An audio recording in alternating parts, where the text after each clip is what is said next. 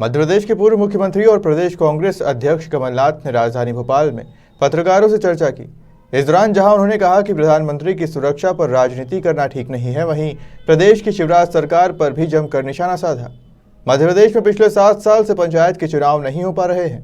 इसकी मुख्य वजह भारतीय जनता पार्टी सरकार की ओबीसी और आरक्षण विरोधी नीति है। सरकार अभी तक फील्ड पे नहीं गई है, जहां पर फसल बर्बाद हुई नहीं गई, लेकिन आप लोग भी नहीं गए, आप तो कोई नेता नहीं गया किसानों के बीच में अब तक। हम जरूर जाएंगे गाँव। मैं तो सबसे बात कर रहा हूँ, कोविड के कारण शायद हम पर कुछ रोक हुई, पर मुख्यमंत्री तो जा सकते हैं, उनके मंत्री तो जा सकते हैं, हमें गृह क्षेत्र में जा सकते हैं। जहां तक ओलावृष्टि का सवाल है और बीमा का सवाल है, 2020 की आप कथा सुनिए।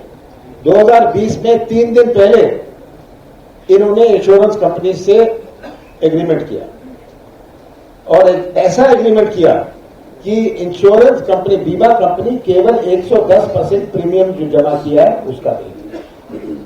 हमारे यहां डिमांड थी 7,000 करोड़ रुपए की और प्रीमियम उन्होंने जमा किया 3,000 करोड़। इसका मतलब 110%, 10% ज्यादा 3,300 करोड़। बाकी तो सरकार को देना है, उन्होंने नहीं दिया। तो मुझे तो ये डर लग रहा है, हमने मुआवजा दिया था। आज जैसे मैं खुद चाहता था, हमने मुआवजा दिया 10 दिन के अंदर। मैंने अधिकारियों की नहीं सुनी, मैंने इंतजार नहीं करी कि आप सर्वे करो। पर आज अगर ये 2020 का हाल है, तो जो ओलावृष्टि हुई है पिछले 5-6 दिनों में, इसका क्या होगा? सरकार फौरन, मेरी मांग है, सरकार फौरन मुआवजा दे और जब बीमा का पैसा आता है, अगर आता है, तब अपने आप को रिएम्बर्स कर ले। पर अभी तो सरकार राहत पहुंचाए, ये आवश्यकता है। बीमा के लिए 2020 का नहीं आया, आज 2022 हो गई, तो 2022 का क्या मुआवजा या क्या बीमा इनको 2024 में दिया जाएगा? ये तो हालात है।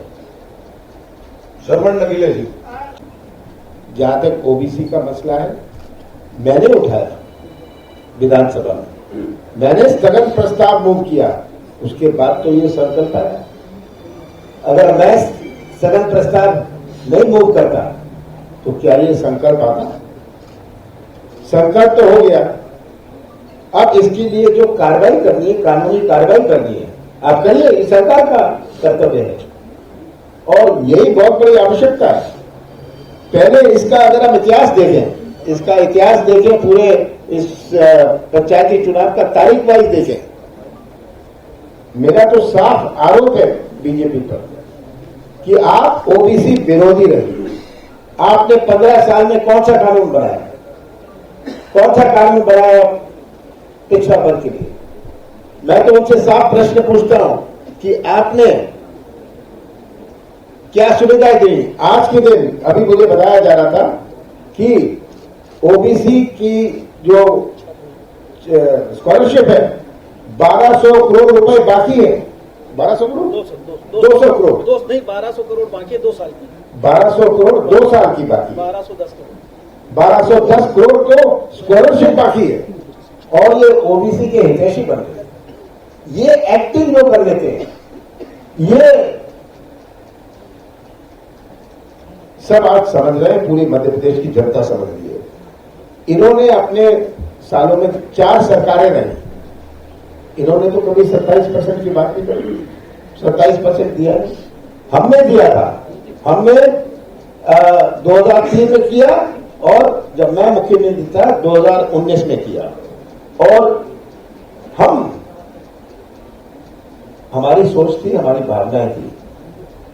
मैं तो एक ही प्रश्न पूछता हूं, एक कदम बताएं, एक कानून बताएं जो उन्होंने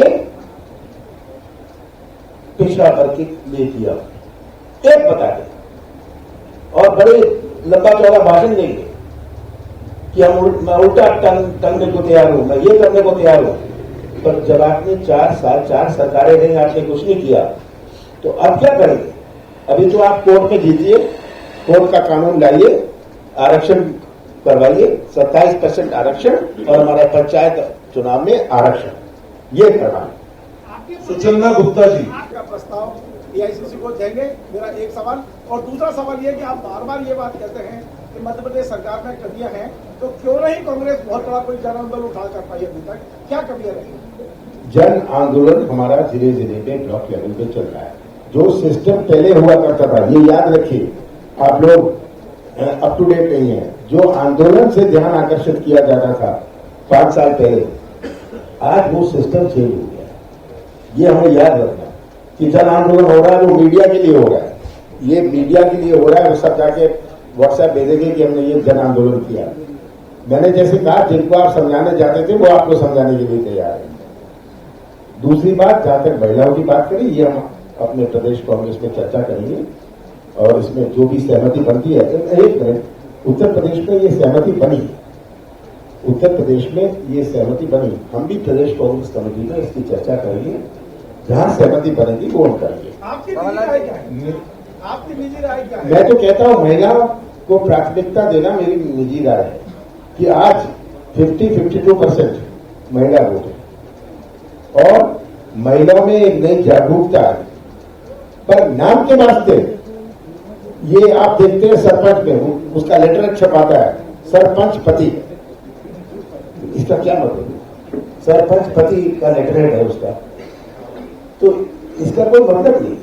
हमें ईमानदारी से केवल उनको ये अधिकार दे देना टिकट का, इससे काम नहीं चलेगा। महिलाओं में नई जागरूकता है, महिलाओं में शिक्षा, महिला शिक्षा में सबसे ज्यादा। मेरा लक्ष्य, इसका पहले का जवाब दे दूं, मेरा लक्ष्य है कि मध्य प्रदेश सुरक्षित रहे, मध्य प्रदेश सही पटरी पर तक। मेरा लक्ष्य मुख्यमंत्री बनने का नहीं है, ये मैं साफ करता हूं।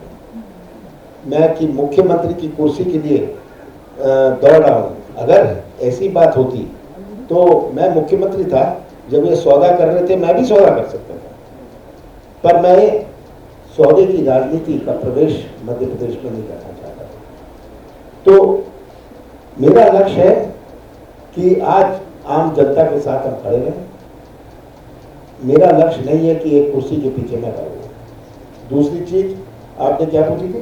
सुप्रीम कोर्ट में आपका भी लॉयर हमारे, देखिए ये बात तो साफ है, हमारी पिटिशन थी रोटेशन की और ये गुमराह कर रहे थे विधानसभा में। ये तो प्रोसीडिंग्स आज वीडियो पर है। हमारी पिटिशन किस बात की थी? उस ऑर्डिनेंस के खिलाफ थी, उस काले कानून के खिलाफ थी। हम रोटेशन और परिसमन के, हमारी पिटिशन आरक्षण के बारे में बिल्कुल नहीं थी। बट जब ये मामला वहां मुड़ा, ये तो गवर्नमेंट को जवाब देना था, आयोग को जवाब देना था कि जो बड़े प्रावधान है आरक्षण के, उसको आप कैसे छोड़ोगे, उसे आप कैसे कैंसिल करोगे? ये तो वो तो शांत रहे, तो उसका पूरा वीडियो बना हुआ है, शांत रहे। और तब कहा कि जब ऑर्डर हो गया तब आप गए नहीं। जब मैंने विधानसभा में उठाया, मैंने कहा जब से ये ऑर्डर हुआ है क्या वापस सुप्रीम कोर्ट गए फॉर रिकॉलिंग ऑर्डर? रिकॉलिंग का भी प्रावधान है, रिकॉलिंग के लिए भी नहीं गए।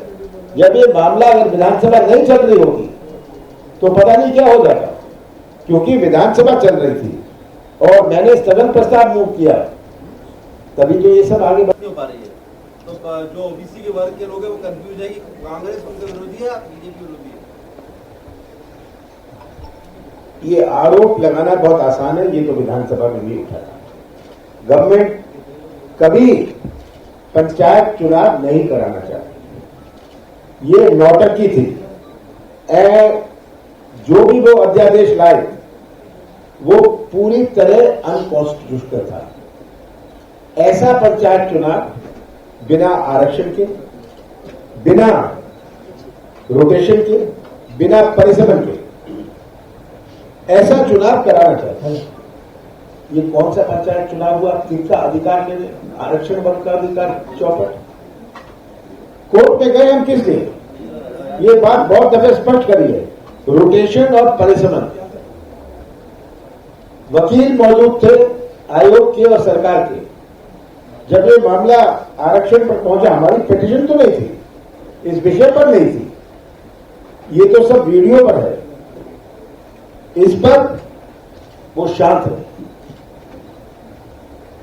तो इसलिए मैं कहता हूं ये सबसे पहले तो ये एक काला कानून अध्यादेश लाए जिसके विरोध में हम गए। ये बिल्कुल काला अध्यादेश था, काला कानून था। और मैं तो मांग करता हूं कि पंचायत चुनाव अगले 2 महीने में रोटेशन के साथ हो, परिसमन के साथ हो या आरक्षण के साथ हो। कह दिया है। आप क्या सोचते हैं सर, जिस तरह से वहाँ सारा कुछ हुआ था, अपन महामृत्युंजय जाप हुए और सब कुछ बीजेपी ने प्रदर्शन किए, इसका राजनीतिक प्रधानमंत्री की सुरक्षा का राजनीतिकरण करना बहुत गलत है। ये हमें याद रखना है कि कोई भी प्रधानमंत्री, ये मैंने पहले भी कहा, कोई भी प्रधानमंत्री हो, ये हमारे देश के मान सम्मान, उनकी रक्षा हमारे देश की मान सम्मान की बात है। और कहां चूक हुई अब इसकी जांच चल रही है। जांच में जो भी निकले, जो भी बात निकले उस पर सख्त कार्रवाई हो, क्योंकि इससे अपना देश बदनाम होता है विश्व। इसमें राजनीति करने शुरू करता हूं, जाप हो रहा है, फलाना हो रहा है, आप ये ज्ञापन दे रहे हैं, किसकी बात की ज्ञापन दे रहे हैं? गवर्नमेंट आपकी है, किस बात का ज्ञापन दे रहे हैं? जांच हो रही है। मैंने जैसे कहा, हर चीज में एक नौटंकी का मौका ढूंढो। हम इसमें गांव-गांव में, जिले में, ब्लॉक में हम आंदोलन करेंगे, क्योंकि पंचायती चुनाव उनके शौक के लिए नहीं है। पंचायती चुनाव हमारा संवैधानिक अधिकार है। ये कानून राजीव गांधी जी ने बनाया और चुनाव होते रहे। ये कोई नई चीज नहीं है कि चुनाव हो रहा है, ये परंपरा बनी थी। पर 7 साल से ये चुनाव नहीं हुआ। कभी कोविड का बना, 28 उपचुनाव हो गए, कितने उपचुनाव हो गए? उपचुनाव हो सकते हैं पर पंचायत चुनाव नहीं हो सकते। तो हम जगह जगह, गांव-गांव में, ब्लॉक में, जिलों में पहुंचकर हम समझाएंगे और इसके लिए संघर्ष करेंगे। स्थिति क्या है वो खुद जाने, मैं क्या जानूं उनकी स्थिति क्या है, वो कितना खुश है, कितना संतुष्ट है, कितना मैं नहीं जानता। मेरे इस विषय पर ना मेरी बातचीत है उनसे। पर हम जो आपने कहा, हम क्या मुद्दा लेके जाएंगे, वही था ना आपका प्रश्न। मैं पूरा समय मध्य प्रदेश में दे रहा हूं। मुझे जाना पड़ता है कि कुछ मुझे एआईसीसी के कार्य दिए जाते हैं। अब हमारा उपचुनाव, ये हमारे चुनाव है 5 राज्यों में, तो मुझे कुछ समय वहां देना पड़ेगा। पर ज्यादा से ज्यादा समय तो मैं मध्य प्रदेश में दे रहा हूं। मैं ज्यादा से ज्यादा समय मध्य प्रदेश में दे रहा हूं। भोपाल में ना दूं, दूसरे जिलों में दूं।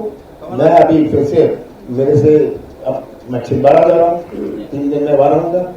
तो इसका ये मतलब नहीं कि मैं मध्य प्रदेश से गायब हूं। कमलनाथ जी, अपने रणनीति की बात है। क्या जनता नहीं समझती कि ये भाग गए? क्या जनता नहीं समझती? मुझे तो एक वोटर ने कहा कि हमने तो इसको वोट दिया, हमने सोचा ये कांग्रेस का ये भी हालत थी। और ये जो 2 साल पहले की स्थिति थी और आज की स्थिति, इसमें भी बहुत अंतर है। याद रखिएगा, समय को कोई रोक नहीं सकता। आज जब मैं आपसे बात कर रहा हूं, अगले साल जब मैं नव वर्ष के लिए आपसे बात करूंगा, स्थिति भी बदल गई होगी। नहीं, बिल्कुल नहीं। मैंने कहा नव वर्ष के लिए कि ये भी आज महात्मा गांधी जी पर ये कहो कि प्रश्न पूछे मोदी जी कि 70 साल में क्या हुआ। मैं तो पढ़ रहा था कल, एक करण थापड़ का आर्टिकल था कि क्या किया भारत ने, इस पर एक चर्चा हुई और एक IIT कानपुर या कहीं ये चर्चा हुई। बहुत इंटरेस्टिंग थी बात। तो वहां IIT के पुराने लोग भी आए, तो उन्होंने कहा कि जो देश ने हमें दिया, इसीलिए तो मैं IIT में, और आज मैं इतनी बढ़िया नौकरी पर हूं, इतनी बढ़िया पोजीशन में है। पर जो ये बात बड़ी दुख की बात है, जो पूछते हैं मोदी जी और शिवराज जी, कांग्रेस ने क्या किया। मैं तो शिवराज जी से पूछता हूं, जिस स्कूल में आप गए वो स्कूल कांग्रेस ने बनाया था। और मोदी जी से कहता हूं कि जिस स्कूल में अगर आप गए हों वो भी कांग्रेस ने बनाया।